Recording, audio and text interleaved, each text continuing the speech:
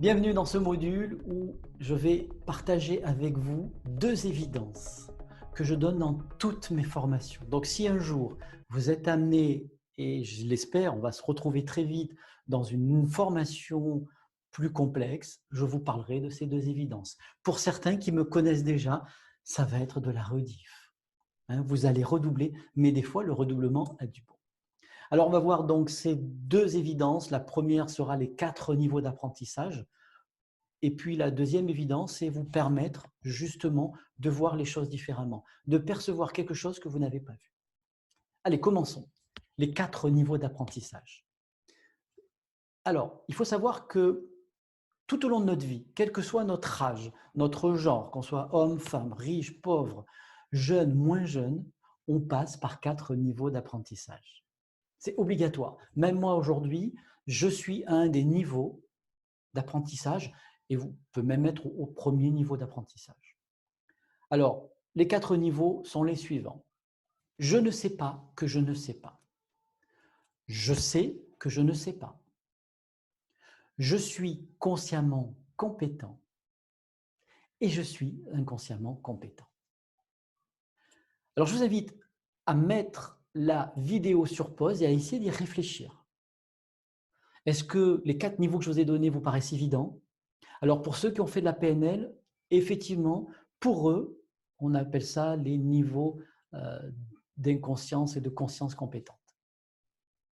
Vous allez voir que je vais probablement vous les amener différemment tout en respectant leur fonction.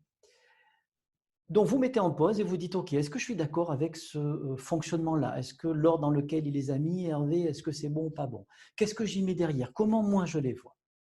Je vous invite vraiment, pendant quelques minutes, à réfléchir et puis à remettre cette vidéo en route et vous allez voir comment je vous amène ces explications.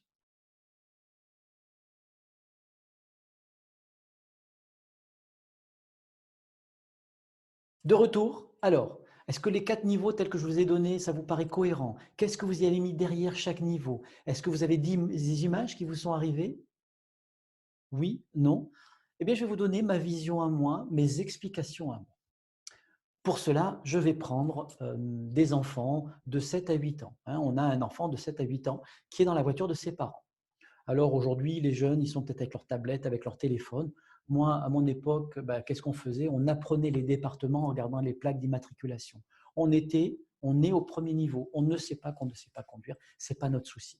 Effectivement, ah oui, les départements, je les ai appris comme ça. Je ne me pose pas la question.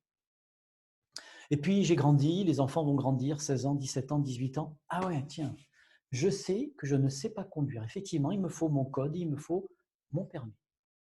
Je passe mon code, je passe mon permis, donc je suis au niveau où je sais que je ne sais pas. Je passe mon code, je passe mon permis et j'ai ma première voiture. Et là, je deviens consciemment compétent.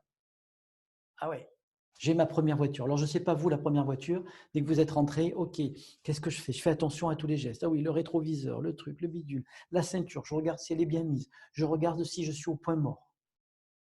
Eh oui, je suis consciemment compétent. Parfois, je vais même faire quelques petites erreurs parce que je me sentais un peu en confiance.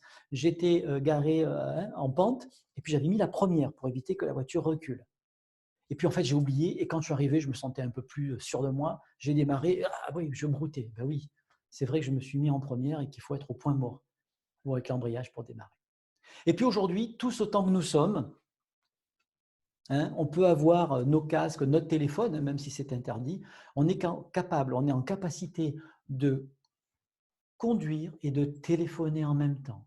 Et parfois, vous allez dire à votre interlocuteur, dis-moi, je te laisse, je n'ai pas vu, mais je suis déjà arrivé. Et oui, vous avez conduit en automatique. Vous étiez inconsciemment compétent.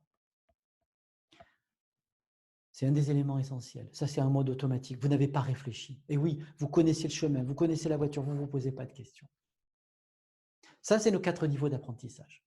On va voir que les 4 niveaux sont importants. Dans cet exemple, je vais vous donner un deuxième effet. Je reprends mes enfants et je pose la question quand je suis en formation, à quel âge marche un enfant? La plupart des personnes, on trouve une moyenne, c'est entre 10, 11 mois et 15, 16 mois. Voilà, un enfant marche entre ces âges-là. Maintenant, la question que je vais poser, c'est est-ce qu'un enfant de 3 mois ou de 2 mois peut marcher? Pas du tout.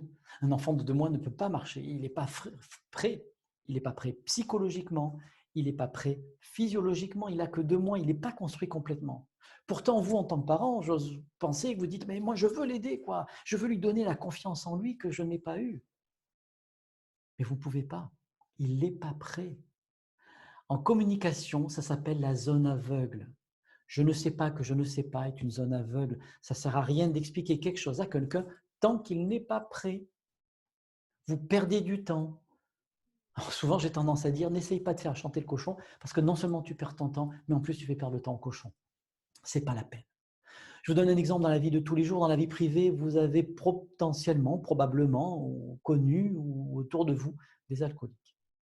Et malheureusement, pour certains, ils ne se sont pas alcooliques. Ce n'est pas parce que je bois 1 litre de vin par jour que je suis alcoolique. Non, mais non.